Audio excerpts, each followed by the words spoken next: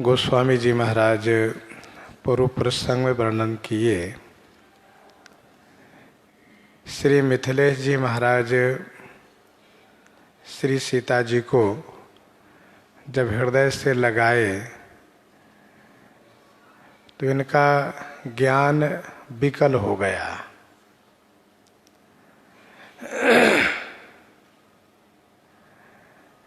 गोस्वामी जी महाराज उस ज्ञान को चिरंजीवी मुनि श्री मार्कंडे जी से उपमित करके उस कथा को संकेत किए जहाँ की श्री मार्कंडे जी ने प्रलयकालीन के उस भयावह दृश्य में भगवान बाल मुकुंद को दर्शन पा करके फिर उनको आश्रय प्राप्त हुआ।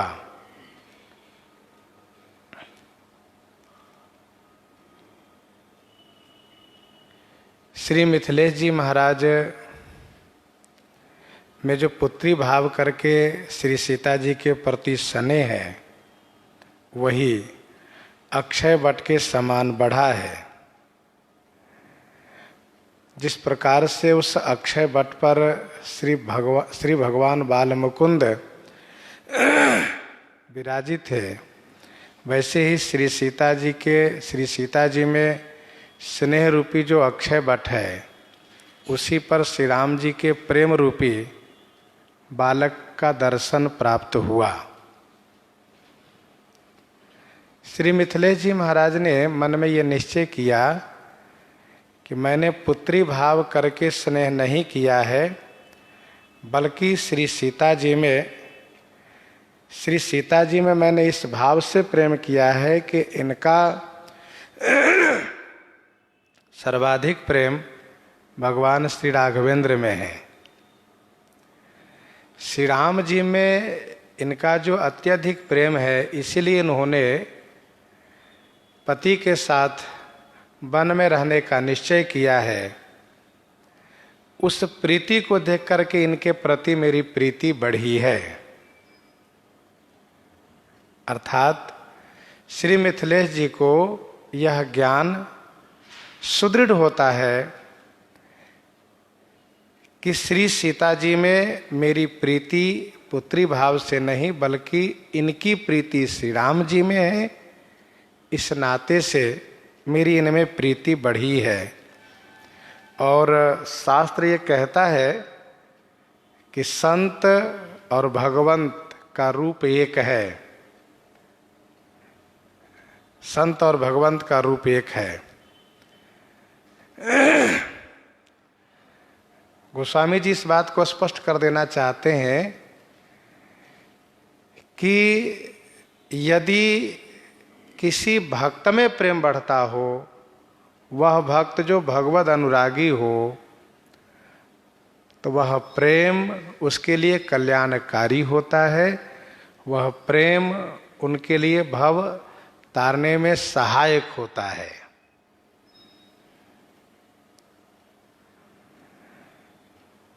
अर्थात इनमें प्रेम करना ज्ञान का बाधक नहीं है, बल्कि ज्ञान का सहायक है।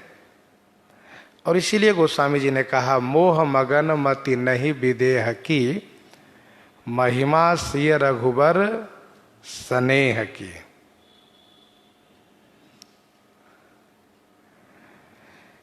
सिय पितु मातु स्नेह बस,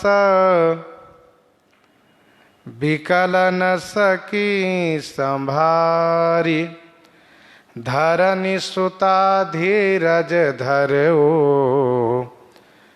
समो सुधरम विचारी।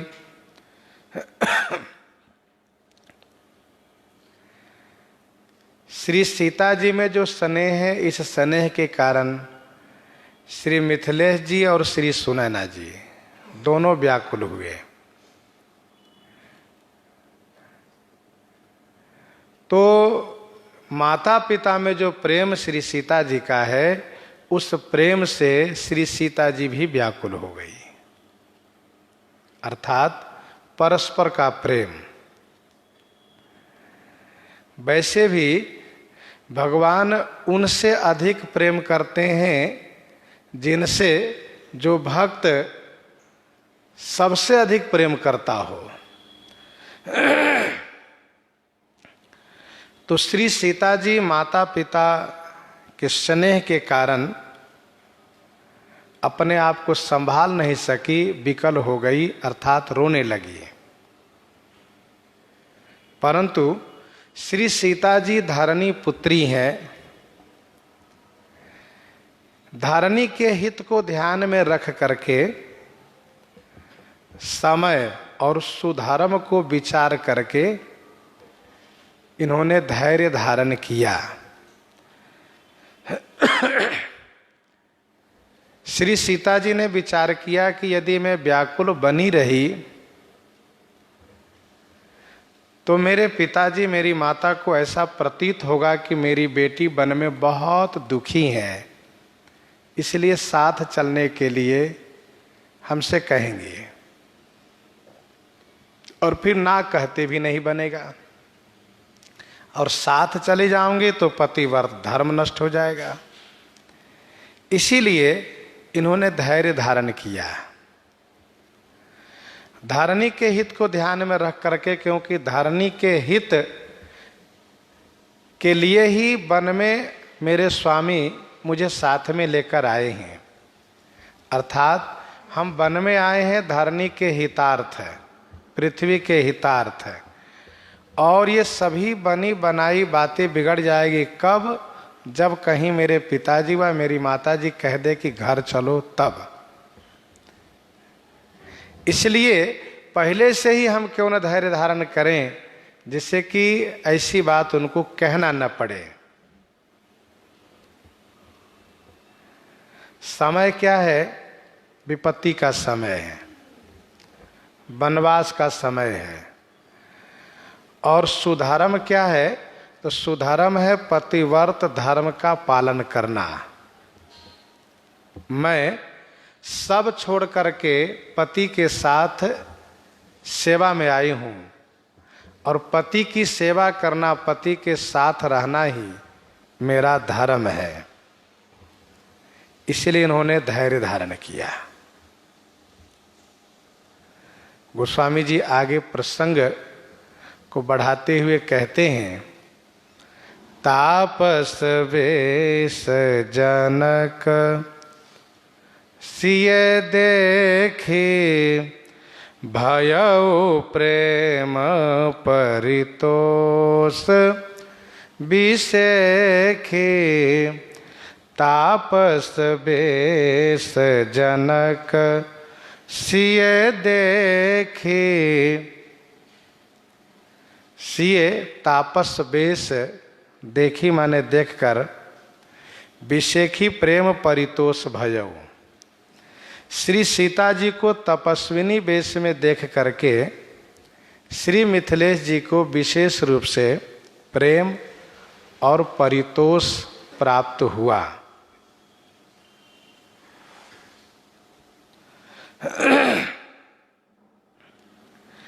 वैसे अन्य सभी लोग दुखी हो गए थे। तापस वेश जानकी देखी भासव विकल विषाद विषेखी। और विकल होना स्वाभाविक भी था, क्योंकि सभी के आंखों के पुतलीवत श्री सीता जी, जो श्री सीता जी पलंग पीठ तजी गोद हिंडोरा, सियन दीन पग अवनि कठोरा, उनको इस जंगल के मार्गों में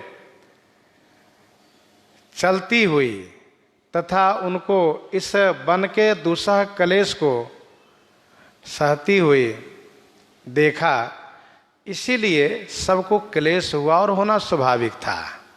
तापस वेश जानकी देखी भासव विकल विषाद विषेखी। जो इतनी कोमलता के साथ जीवन जी रही थी, वह इस प्रकार से कठोरता के साथ जीवन जी रही हैं, वन में रह रही हैं, वन के मार्गों में चल रही हैं, तो स्वाभाविक है कि कष्ट होगा ही। लेकिन श्री मिथिलेश जी महाराज को इस बात को लेकर के बड़ी संतुष्टि हुई कि मेरी पुत्री होने के साथ साथ यह ईश्वरी भी हैं और साथ साथ धर्म मार्ग पर चल रही हैं, धर्म मार्ग पर चल रही हैं, इस बात को लेकर के संतुष्टि हुई। अच्छा, जो धर्मात्मा होता है वह अपने प्रियजनों को धर्म पथ पर चलते हुए देख करके बड़ा संतुष्ट होता है, बहुत खुश होता है। लेकिन जो धर्म विरुद्ध रहने वाले होते हैं वे यदि अपने प्रियजनों को धर्म पथ पर देखते हैं तो वे चिढ़ते हैं, उनको बुरा लगता है, वे प्रसन्न नहीं होते हैं, वे कहते हैं ये सब क्या बेकार के काम करते हो तुम। तो श्री मिथिलेश जी महाराज स्वयं ज्ञानी हैं, धर्मज्ञ हैं, धर्मात्मा हैं, इसलिए उन्होंने श्री सीता जी को धर्म पथ पर आरूढ़ देख करके अपने आप को बहुत संतुष्टि महसूस किए, अपने आप में संतुष्टि महसूस किए। तापस वेश जनकसिय देखी भयो प्रेम परितोष विषेखी। श्री मिथिलेश जी ने ये सोचा कि श्री सीता जो जितनी बड़ी कोमलता में अपना जीवन जी रही थी, आज धर्म पथ पर चलने में उतनी ही बड़ी कठोरता में जीवन जी रही है। और जिनको धर्म पथ पर इतनी बड़ी निष्ठा हो कि सभी प्रकार के क्लेशों को सहने के लिए सहर्ष तैयार हो, वे अपने जीवन में क्या नहीं कर सकते, सब कुछ प्राप्त कर सकते। तो श्री जनक जी महाराज को इस बात को लेकर के इनके प्रति प्रेम भी बढ़ा और परितोष माने संतोष भी बढ़ा। इनको बहुत अच्छा लगा और कहा, पुत्र पवित्र किए कुल दो, सुजस धवल जग कह सब को, पुत्र पवित्र किए कुल दो, सुजस धवल जग कह सब को। पुत्री, तुमने तो दोनों कुल को पवित्र कर दिया। सुजस धवल जग, तुम्हारा सुजस माने सुंदर जस, धवल माने उज्जवल, उज्जवल सुंदर जस जगत में छाया हुआ है, ऐसा सब कोई कह रहे हैं, ऐसा सब कोई कह रहे हैं। पुत्री पवित्र किए कुल दोऊ, सुजस धवल जग कह सबको। तुमने दोनों कुल को पवित्र किए और तुम्हारे सुंदर उज्जवल जस जगत में फैला हुआ है, ऐसा सब कोई कहते हैं। मानव जीवन में मनुष्य की प्रशंसा तब होती है जब उसका जीवन शास्त्रोचित धर्म पारायण हो, ऐसा उसका आचरण हो कि लोक दृष्टि से भी उनके परिवार के लोग, उनके गांव के लोग सब गौरवान्वित होते हो और शास्त्र दृष्टि से भी कहीं भी उनसे कहीं कोई चूक न होती हो, तो उसका जीवन वास्तव में प्रशंसनीय होता है, स्मरणीय होता है, वंदनीय होता है। पुत्र का जीवन यदि धर्माचरण पूर्वक है, बेटा यदि धर्म पारायण होता है, तो वह केवल एक कुल के नाम को उजागर करता है, प्रकाशित करता है। अपने पिताजी, दादाजी, परदादाजी इन सब के नाम को आगे बढ़ाता है। लेकिन बेटी यदि धर्म पारायण हो तो उनके द्वारा दोनों कुल का नाम होता है, दोनों कुल का उजागर होता है, पिता कुल और पति कुल। श्री मिथिलेश जी महाराज कहते हैं कि बेटी, तुमने दोनों कुल को पवित्र कर दिए अपने धर्माचरण से, अर्थात निमि वंश और रघुवंश दोनों पवित्र हो गए तुम्हारे धर्माचरण से। पुत्र और पुत्री शब्द का अर्थ एक ही है। पू नाम का नरक है। नरक तमाम प्रकार के शास्त्रों में कहे गए हैं, उसमें एक पू नाम का नरक है जो बड़ा ही दुखद है। उस नरक से जो त्र माने त्राण करे, रक्षा करें, वही पुत्र वही पुत्री कही जाती है। उसी पुत्र को पुत्र कहा जाना चाहिए, उसी पुत्री को पुत्री कही जानी चाहिए, जो इस नरक से अपने उन माता पिता परिवार जनों को बचावें। तो पुत्री पवित्र किए कुल दो। ध्यान दीजिएगा, कुल, कुल कहते हैं किनारा को। किसके किनारा? नदी के किनारा। आगे श्री मिथिलेश जी श्री सीता जी की कीर्ति को पवित्र गंगा से उपमित करने जा रहे हैं। और नदी के दो किनारे होते हैं, गंगा जी के दो तट है। श्री जनक जी कहते हैं कुल दो, दोनों कुल को अर्थात दोनों किनारा को। एक बड़ा सुंदर संकेत है। नारी का जीवन, स्त्री का जीवन पवित्र नदी के समान है। यदि वह अपनी पावनता को निर्वहन करती हैं तो उनके द्वारा दोनों कुल का निस्तार होता है। दोनों कुल मतलब पति कुल और पिता कुल। तो कुल माने किनारा, तट। जैसे लोक वेद मत मंजुल कूला। सुजस धवल जग कह सब को। आपका उज्जवल सुजस सारे संसार में फैला हुआ है। मैं ही नहीं, सबको ही कहते हैं। श्री वाल्मीकि जी महाराज श्रीमद् वाल्मीकि रामायण में उन्होंने लिखा है, कृत कृत्या ही वैदेही, कृत कृत्या ही वैदेही, छाएवानुगता पतिम, न जहाति रता धर्मे मेरु मर्क प्रभा यथा। वैदेही तो धन्य धन्य हो गई, क्योंकि वह अपने पति के साथ उनकी छाया के समान गमन कर रही हैं।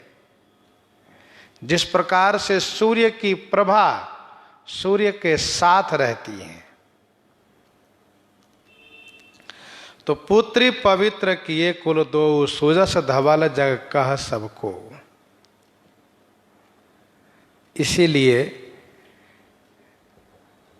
सबको इस बात को बढ़िया से समझना चाहिए कि नारी जाति की जिम्मेदारी पुरुषों की अपेक्षा विशेष होती है। उन पर विशेष दायित्व होता है। उनके संभालने से परिवार संभल जाता है और उनके सद आचरण से, त्याग तपस्या से, धर्माचरण से वंश का नाम होता है। यदि परिवार में कोई बालक बहुत सुंदर सुसंस्कारित हो रहा हो तो उसमें जस जाता है तो माताओं के लिए जाता है, महिलाओं पर जाता है। क्योंकि वह शिक्षा, वह संस्कार नारी ही देती है, महिलाएं देती है। बड़े होने पर जब वह विद्यालय में जाने योग्य बालक होता है, तब उसके ऊपर पुरुषों का शिक्षा का प्रभाव पड़ता है। उसके पूर्व तो उनके ऊपर उस परिवार में जो महिलाएं हैं, माताएं हैं, उन्हीं का प्रभाव पड़ता है। और उस समय में जो उनके प्रति संस्कार का बीज बो दिया जाता है, वह अपने आप में बड़ा ही मजबूत होता है। इसीलिए धर्मशास्त्र ये कहता है कि नारी जाति की जिम्मेदारी विशेष है, और यदि वह अपने आप में इस जिम्मेदारी को समझती हैं तो उनके द्वारा दोनों कुल का नाम जगत में प्रकाशित होता है। जीती सुर सरी की रति सरी तोरी,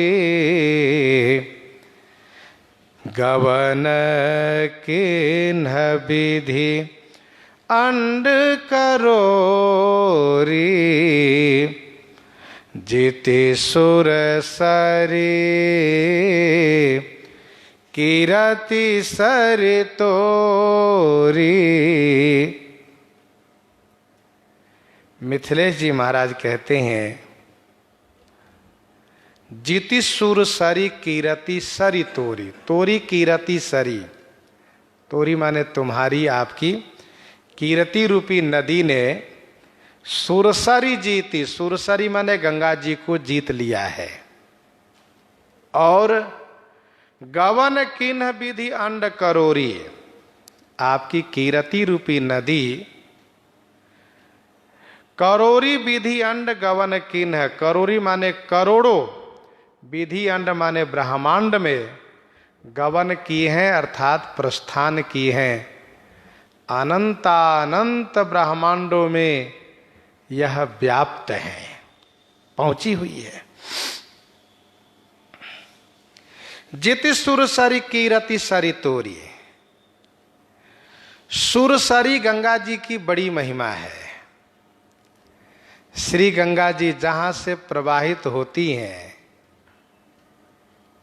और जहां जाकर के सागर में मिलती हैं, इस बीच में उन सभी स्थानों को पवित्र बनाती हुई जाती हैं, तथा तटस्थ ही नहीं बल्कि हजारों कोस दूरी पर रहने वाले जो लोग गंगा जी में आते हैं, उन सभी को, तथा सैकड़ों योजन दूरी से जो गंगा जी का स्मरण करते हैं, उन सभी को पावन बनाती हैं श्री गंगा जी। तो जो श्री गंगा जी इस धरातल पर आकर के, इस भारत की भूमि में आकर के सबको पवित्र करती हैं, जिनकी कीरति पूरे संसार में व्याप्त हैं, लेकिन उन गंगा जी की कीरति को भी आपकी कीरति रूपी नदी ने जीत लिया। क्यों? क्योंकि श्री गंगा जी केवल एक ही ब्रह्मांड में है, लेकिन आपकी कीरति रूपी गंगा जी तो अनंत ब्रह्मांड में है। विधि अंड का अर्थ होता है ब्रह्मांड। दूसरा अर्थ इसका यह है, विधि माने वेधन करके, भेद करके, विधि माने भेद करके, अंड माने ब्रह्मांड, अर्थात अनंत ब्रह्मांडों को भेदन करके आपकी कीरति रूपी गंगा फैली हुई है। देव नदी श्री गंगा जी केवल एक ब्रह्मांड को फोड़कर आई हैं, लेकिन आपकी कीरति रूपी गंगा तो अनंत ब्रह्मांड को भेदन करती हुई पहुंची हैं। और बेटी, इतना ही नहीं, श्री गंगा जी इस धरातल पर आई हैं, यद्यपि सबको पावन कर रही हैं, लेकिन गंगा जी की महिमा तीन ही स्थान पर विशेष रूप से है। गंग अवनी थल तेनी बड़े रे, यही किए साधु समाज घने रे। गंग अवनी थल तेने बड़े रे, यही किए साधु समाज घने रे। गंग अवनि थल तीन बड़े रे, यही किए साधु समाज घने रे। अवनि तीन थल बड़ेरे किए। गंगा जी ने भूतल पर, पृथ्वी तल पर तीन थल को, तीन स्थान को बड़प्पन प्रदान किया है, बड़ाई दिया है। और यही कौन? आपकी कीरति रूपी गंगा। आपकी कीरति रूपी गंगा ने तो घनेरे साधु समाज को बड़प्पन प्रदान किया है। यही कि साधु समाज घनेरे। गंग अवनि थल तीन बड़ेरे।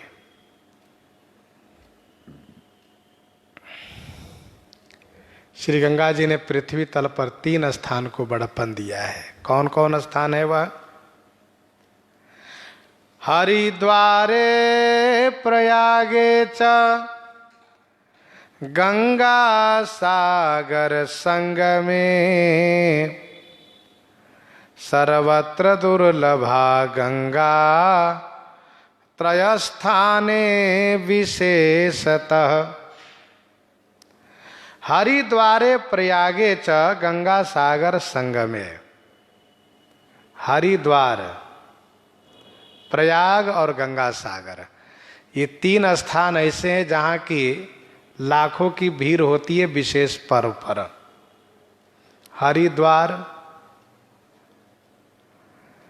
हरिद्वार में कुंभ का आयोजन होता है,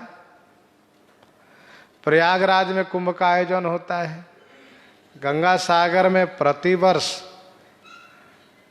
मकर संक्रांति पर विशेष रूप से आयोजन होता है, भीड़ होती है।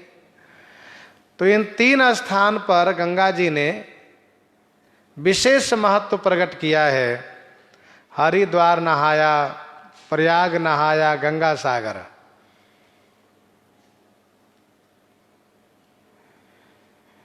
लेकिन श्री मिथिलेश जी कहते हैं कि आपकी कीर्ति रूपी गंगा ने तो घनेरे साधु समाज को बड़प्पन प्रदान किया है। वह साधु समाज जो जंगम प्रयाग है, चलता फिरता प्रयाग है, जो जग जंगम तीर्थ राजू।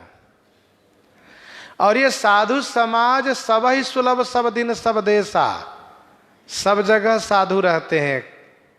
कोई ऐसी जगह नहीं जहां की साधु न हुए। संपूर्ण साधु समाज को इन्होंने बड़प्पन प्रदान किया है।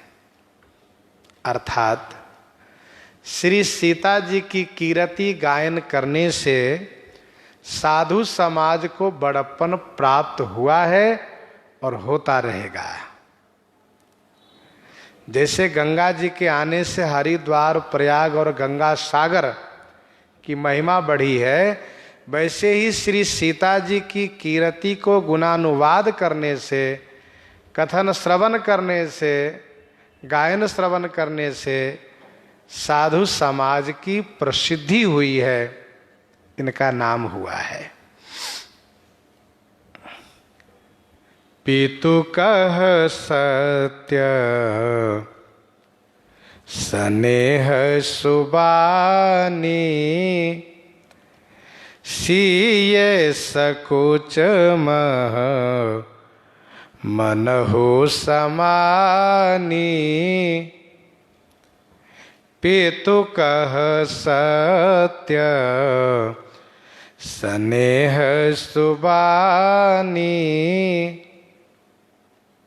पिताजी स्नेह के कारण सत्य सुबानी कहा। श्री मिथिलेश जी महाराज स्नेह बस सत्य सुबानी इन्होंने कहा, सुबानी से सत्य कहा। अर्थात श्री मिथिलेश जी ने जो कुछ कहा स्नेह के कारण कहा, और सुबानी माने सुंदर वाणी से सत्य कहा, झूठ नहीं है। ऐसा नहीं कि श्री मिथिलेश जी श्री सीता जी की कीर्ति को अतिशय युक्ति लगा करके वर्णन किए, ऐसा भी नहीं है। परंतु श्री मिथिलेश जी महाराज को यहाँ पर कहना नहीं चाहिए था। क्यों? क्योंकि संतान के मुख पर प्रशंसा करना, अर्थात बेटे बेटी के मुख पर माता पिता प्रशंसा करें, यह शास्त्र आदेश नहीं है। लखी लघु बंधु बुद्धि सकुचाई, लखी लघु बंधु बुद्धि सकुचाई, करत बदन पर भरत बड़ाई। तो फिर मिथिलेश जी ने क्यों कहा, क्यों प्रशंसा किया? तो इसका समाधान गोस्वामी जी ने यह दिया कि स्नेह के कारण। श्री सीता जी को देखने के बाद श्री मिथिलेश जी में इतना स्नेह बढ़ा कि स्नेह के मारे रुकते नहीं बना, चुप रहते नहीं बना, इसलिए कह दिए। बहुत स्नेह में बिना कहे रहा नहीं जा सकता। तो पितु का सत्य स्नेह सुबानी, पिताजी ने स्नेह के कारण सुबानी से सत्य कहा। जो कुछ कहा सत्य कहा, सुबानी कहा। लेकिन श्री सीता जी इस प्रकार से संकुचित हुई हैं, श्री सीता जी इस प्रकार से संकुचित हुई हैं कि मानो वे संकोच में समा गई हैं। सिए सकुच मह मनहु समानी। श्री सीता जी मानो संकोच में समाहित हो गई।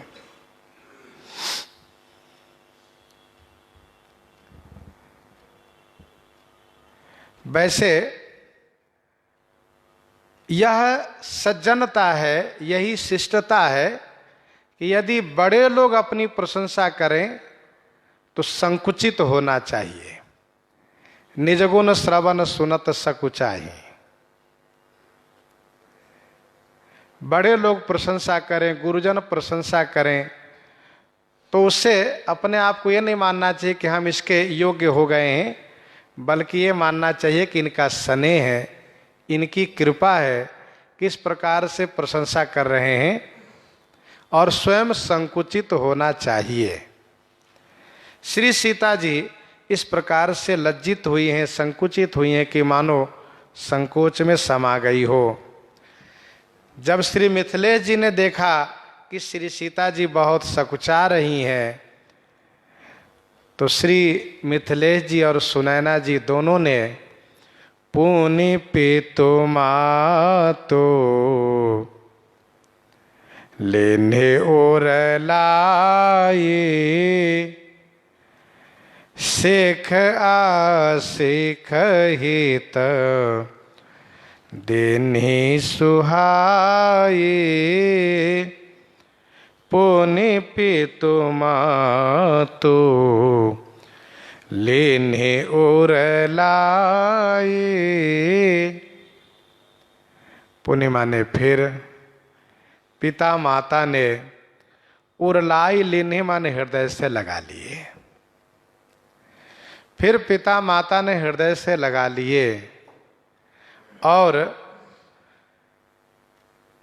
हित सिख सुहाई आशिख दिन, हितकारी शिक्षा और सुहाई माने सुंदर आशीर्वाद दोनों प्रदान किए।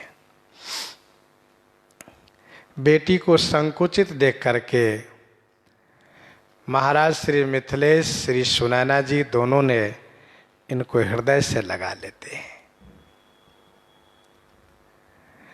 और कल्याणकारी शिक्षा देना शुरू करते हैं। बेटी, तुम जिस धर्म पथ पर चल रही हो यही तुम्हारे लिए उचित है और यही तुम्हारे लिए कल्याणकारी है और इसी धर्म पथ से महानता को प्राप्त करोगी, क्योंकि एक ही धर्म एक व्रत नेमा, काय वचन मन पति पद प्रेमा। एक ही धर्म एक व्रत नेमा, काय वचन मन पति पद प्रेमा। यही शिक्षा इन्होंने दी है, आशीर्वाद दिया है, सुंदर आशीर्वाद दिया है। होई हूँ संतत पिय ही पियारी, होई हूँ संतत पिय ही पियारी, चिरु ही बात शीस हमारी। तो इस प्रकार से अखंड सौभाग्यवती होने का आशीर्वाद दिया है। पति सेवा की शिक्षा माता पिता ने दिया है।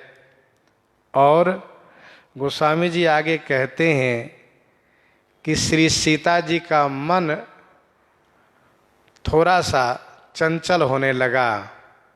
क्या सोच करके कि रात्रि अधिक हो रही है और मैं अभी तक अपने पिता अपनी माता के पास हूँ, अपने परिजनों के साथ हूँ, यह मेरे धर्म के विरुद्ध है। इस बात को लेकर के इनके मन में थोड़ी चंचलता हुई, थोड़ा क्षोभ हुआ। कहते न सिए सकुचे मन माही, यहाँ बसब रजनी भल नाही। कहते न सिय सकुचे मन माही, कहती न सिय मन माही सकुची। श्री सीता जी कह नहीं पा रही हैं, परंतु मन ही मन में संकुचित हो रही हैं, यह सोच करके कि यहाँ बसब रजनी भल नाही। यहाँ रजनी माने रात्रि में निवास करना, भल नाही, भल माने अच्छा नहीं होगा।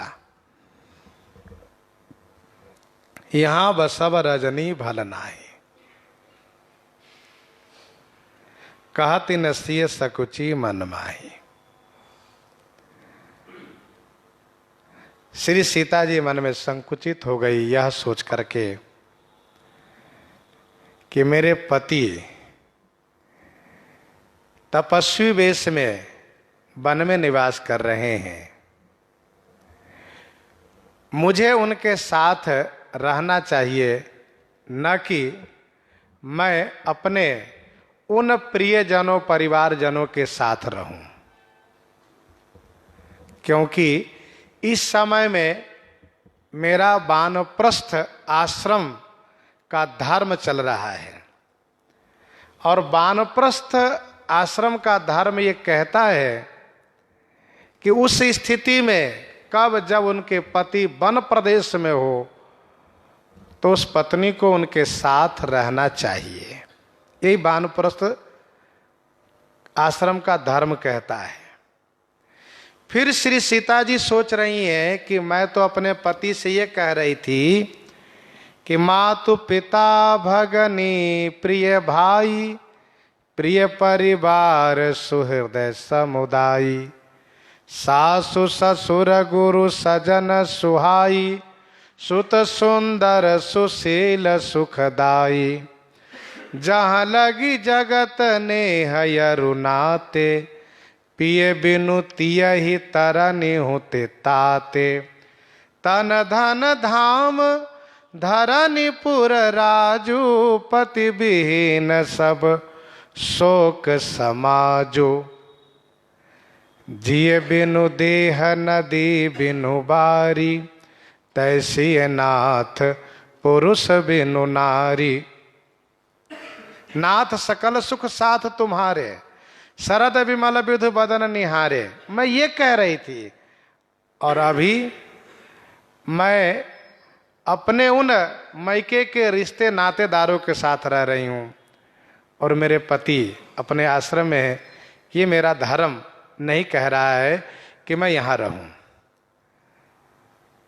मैंने ये भी सोचा था और कहा भी था, पितु वैभव विलास में डीठा, नृपमन मुकुट मिलत पद पीठा, सुख निधान अस पितु गृह मोरे, पिए विहीन मन भावन भोरे, ससुर चक्कवै कोशल राउ, भवन चारिदस प्रगट प्रभाव, आगे होई जय सुरपति लेई, अरद सिंहासन आसन देई, ससुर तादृश अवध निवासु, प्रिय परिवार मातु समसासु, बिनु रघुपति पद पदम परागा, मोहि कहु सपने सुखद न लागा।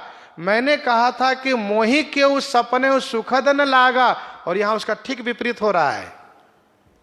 मुझे अपना परिवार प्रिय लग रहा है। मैं अपने परिजन से मिलने आई और यहीं पर ठहर रही हूं, अभी मैं पति के पास नहीं गई। इस बात को लेकर के इनके मन में संकोच है। और श्री किशोरी जी अपने इस धर्माचरण से जगत के नारी को शिक्षा दे रही हैं कि जब पति उनके वानप्रस्थ धर्म के पालन कर रहे हो, उस समय में उन्हें अपने पति के साथ ही रहना चाहिए, न कि मैके वाले के साथ और न ससुराल वाले के साथ, किसी के साथ नहीं रहना चाहिए। पर धन्य है किशोरी जी, कह नहीं पा रही है। क्यों? क्योंकि कहने में भी अशोभनीय लग रहा है, अशोभनीय लग रहा है। और श्री किशोरी जी मानो ये शिक्षा देती हैं कि महिलाओं का संकोच ये उनका आभूषण है। तो किशोरी जी कह नहीं पा रही हैं, लेकिन मन ही मन दुविधा में पड़ी हैं, संकोच में पड़ी हैं। किशोरी जी ने क्या किया? तो उन्होंने आकाश की ओर देखा। ध्रुव तारा की परिक्रमा करते हुए दो तारे ऐसे होते हैं कि उस तारे से रात्रि के समय में यह अंदाज लगाया जा सकता है, लगाया जाता था कि अब रात्रि कितनी बीत गई है। तब उस जमाने में घड़ी आदि की व्यवस्था न होने से, घड़ी आदि की व्यवस्था न होने से पक्षियों की बोली, आकाश में तारे को देख करके लोग अंदाजा लगाते थे कि अब इतनी रात्रि बीत गई है, इतना समय हो गया है। तो श्री किशोरी जी ने आकाश की ओर देखा, तारे की ओर देखा, और बहुत संभव है कि आकाश की ओर जब किशोरी जी ने देखा तो श्री सुनैना जी समझ गई, और श्री सुनैना जी ने पूछा, बेटी क्या देख रही हो? तो किशोरी जी ने कहा, माँ मैं देख रही हूँ कि अमुक तारा कहाँ है। इतने में ही श्री सुनैना जी समझ गई ये तारा क्यों देख रही हैं, क्योंकि धर्मशास्त्र ये कहता है कि एक महिला ही महिला के हृदय की बात को जान सकती है। एक महिला ही महिला के हृदय की बात को जान सकती है, उसी प्रकार से जैसे कि सर्प ही दूसरे सर्प के पांव के निशान को पहचान लेता है, दूसरा कोई नहीं जान सकता।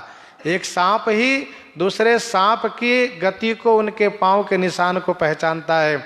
वैसे महिला ही महिला के मनोभाव को समझ सकती है, पुरुष नहीं।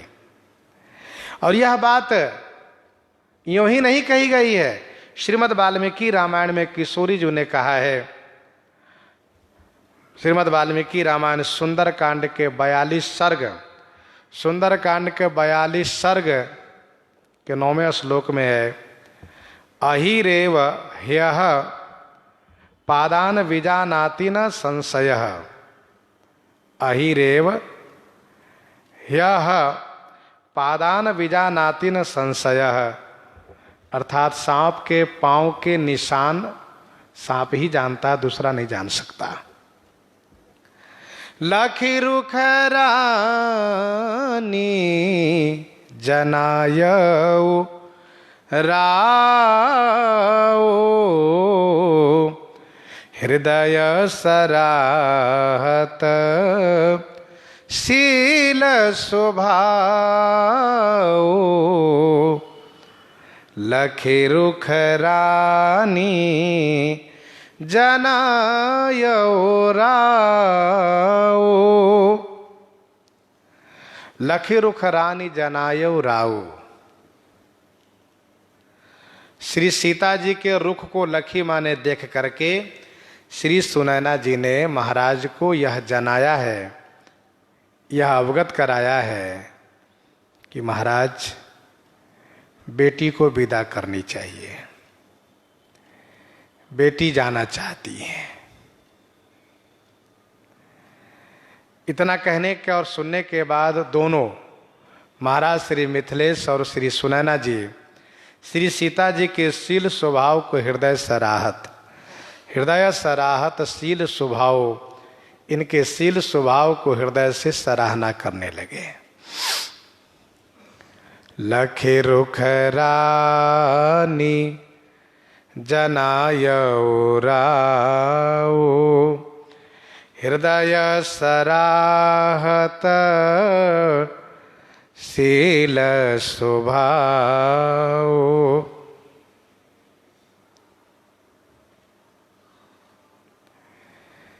श्री सुनैना जी ने समझ लिया श्री सीता जी का रुख।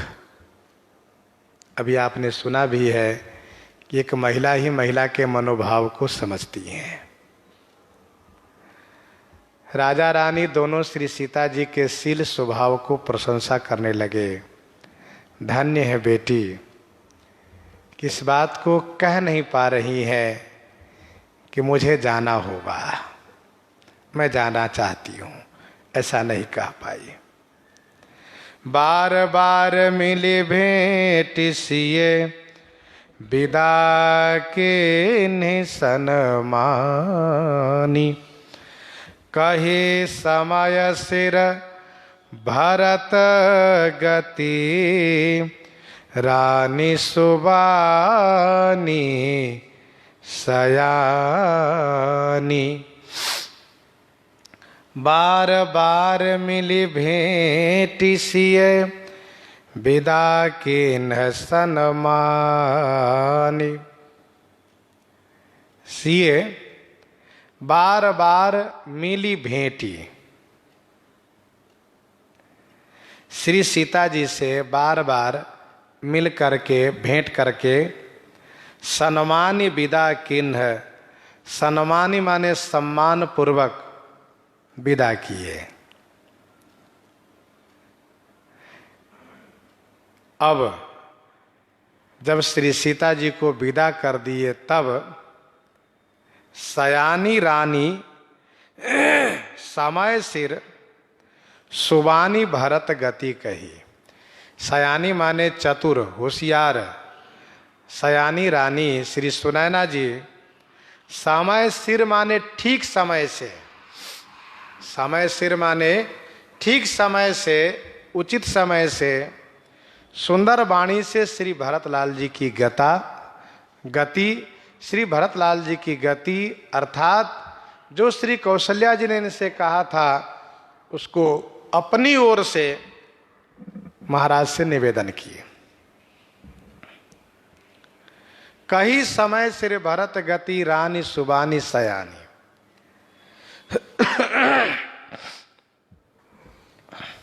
बार बार मिली भेंट सिए विदा किन्ह सन्मानी।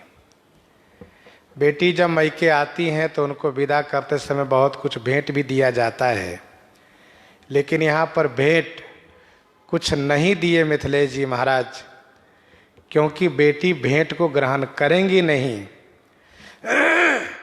पति के साथ में तापस वेश विषेक उदासी व्रत का धारण की हुई है। क्या दिया तो कहा सन्मानी, सम्मान दिया।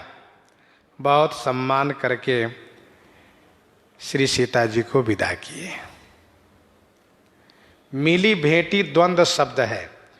मिली भेंटी द्वंद्व शब्द है, अर्थ होता है मिलना, गले से लग करके मिलना। सब नारी ने मिली भेंटी भवानी, श्री मिथिलेश जी ने प्रमुख खास दासियों को साथ में करके श्री सीता जी को विदा किया है। दासियों से ये कहा है कि आप इनके आश्रम कुटिया तक पहुंचा करके आइए। इसके बाद श्री सुनैना जी ने देखा कि बढ़िया मौका है, क्योंकि श्री मिथिलेश जी महाराज प्रेम रंग में रंगे हुए हैं और किसी बात को समय से कहने पर उस बात का बड़ा महत्व होता है।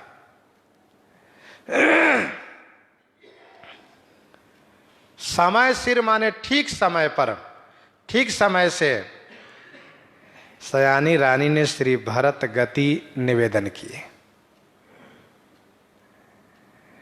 श्री सुनैना जी के मन में वह बात हलचल मचाई हुई है कि रानी राय सन अवसर पाई, अपनी भांति कहब समुझाई, रखी हैं लखन भरत गव नहीं बना।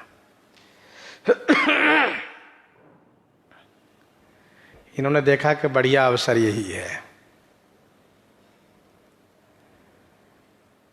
इसलिए इन्होंने कहा अच्छा अवसर से बात कहनी चाहिए।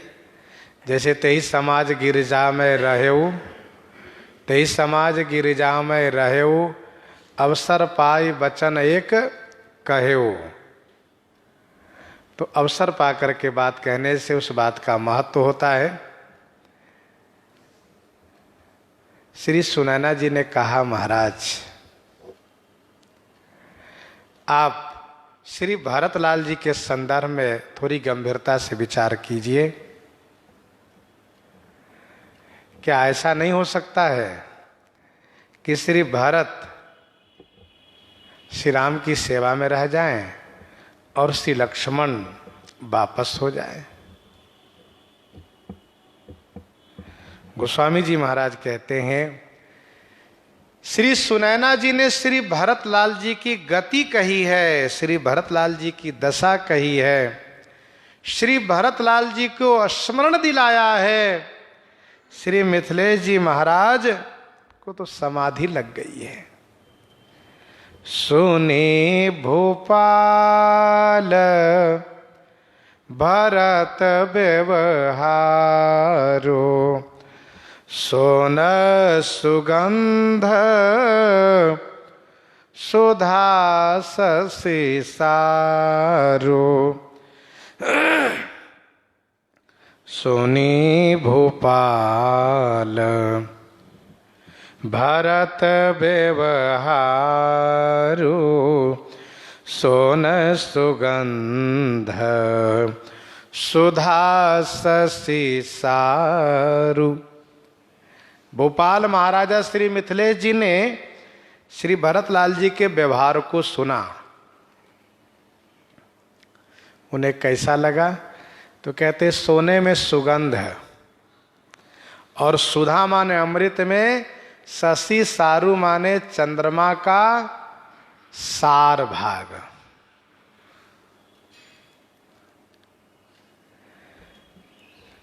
लोग कहते हैं कि यदि ऐसा हो जाए तो सोने में सुगंध आ जाए।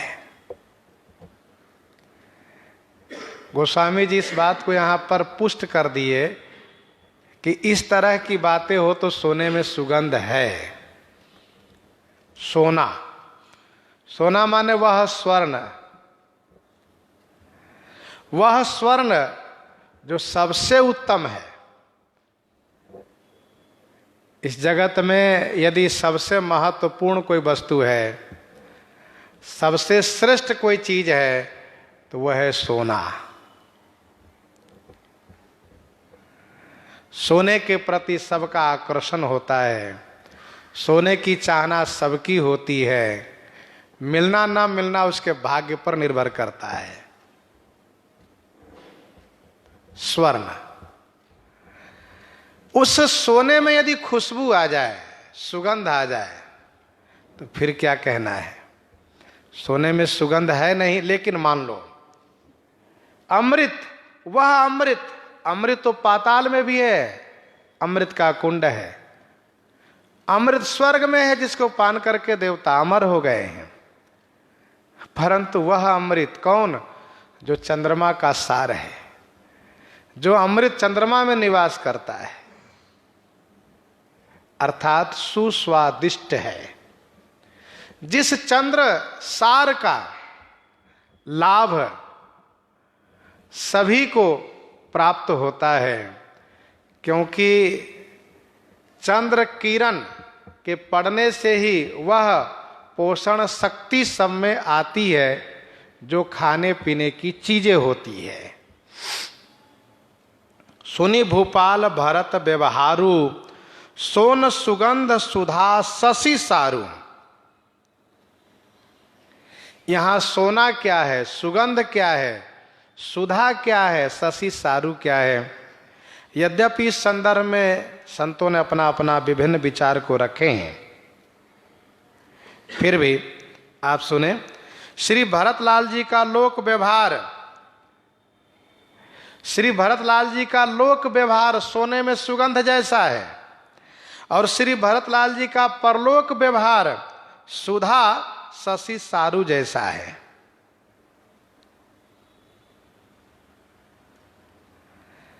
सोना, श्री रघुनाथ जी में श्री भरतलाल जी का जो ईश्वरत्व भाव है, श्री रघुनाथ जी में जो श्री भरतलाल जी का ईश्वरत्व भाव है, ये सोना है। कनकई बान चढ़ई जिम्मेदार, पुष्टि मानस जी से ही है। कनकई बान चढ़ई जिम्मेदार, तिमि प्रियतम पद प्रेम निभाहे। ये सोना हुआ। सुगंध क्या है?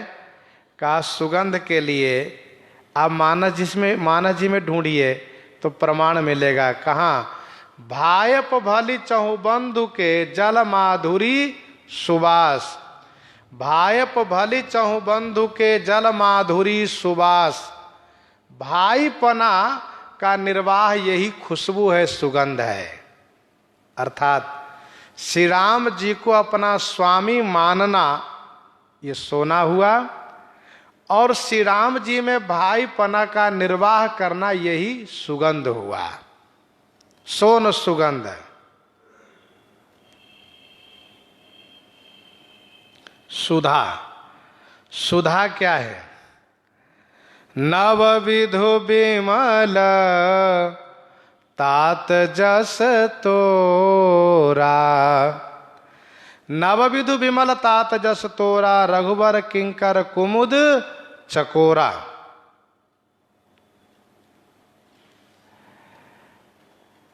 ये जो श्री भरतलाल जी का जस, ये है सुधा अमृत। नव विधु विमल तात जस तोरा, रघुबर किंकर कुमुद चकोरा, शशि सारु। जो श्री भरतलाल जी का जो चरित है, उसमें जो श्री राम के प्रति अगाध स्नेह है, यही है शशि सारु। राम स्नेह सुधाकर सारु, राम स्नेह सुधाकर सारु। श्री राम स्नेह ही क्या है? ये शशि सार है। श्री भरत का जस भक्तिमय धर्ममय जस चंद्रमा है, अमृत है। और उस अमृत में शशि सारु क्या है? तो श्री राम स्नेह से आवृत है, श्री राम स्नेह भरा हुआ है। सिय राम प्रेम पीयूष पूरन होत जन मन भरत को। तो ईश्वरत्व भाव ही सोना है, भाईपना का निर्वाह सुगंध है। श्री भरतलाल जी का जो चरित है, श्री राम स्नेह से युक्त जो इनका चरित है, यही सुधा शशि सारु है। मुदे सजल नयन पुल के तन, सुजस सराहन लगे मुदित मन मुदे सजल नयन पुलके तन। श्री मिथिलेश जी का सजल नयन बंद हो गया। श्री मिथिलेश जी महाराज सजल नेत्र को मुदे माने बंद कर लिए, पुलके तन, तन माने शरीर रोमांचित हो गया, और मुदित मन सुजस सराहन लगे। मुदित मन माने प्रसन्न मन हो करके, आनंदित मन हो करके श्री भरतलाल जी के सुजस को सराहना करने लगे। सुजस सराहन लगे मुदित मन। जिस प्रकार से भगवान शिव भगवती श्री पार्वती जी के प्रश्न सुन करके समाधिस्थ हो गए। कब? जब हर ही रामचरित सब आए, प्रेम पुलक लोचन जल छाए, श्री रघुनाथ रूप उर आवा। समाधिस्थ हो गए। वैसे ही श्री सुनैना जी द्वारा श्री भरतलाल जी के संदर्भ में जिज्ञासा करने पर श्री मिथिलेश जी महाराज समाधिस्थ हो गए। और जिस प्रकार से भगवान शिव सावधान होकर के कथा सुनाने लगे, वैसे ही श्री मिथिलेश जी महाराज स्वयं सावधान हुए और श्री सुनैना जी को सावधान करते हुए कथा प्रारंभ, कथा की महिमा को गाते हुए कथा प्रारंभ किए। सावधान सुनो सुमुखे सुलोचनी, भरत कथा भव बंध विमोचनी। हे सुमुखी, हे सुमुखी, हे सुलोचनी, सावधान हो करके, दत्त चित्त हो करके आप सुनिए। भरत कथा भवबंध विमोचनी, श्री भरतलाल जी की कथा भवबंधन को छुड़ाने वाली है। यह कह करके श्री मिथिलेश जी कथा प्रारंभ किए हैं। प्रसंग को हम आप यहीं प्रहृदयांगम करते हैं। आइए श्रवण करते हैं।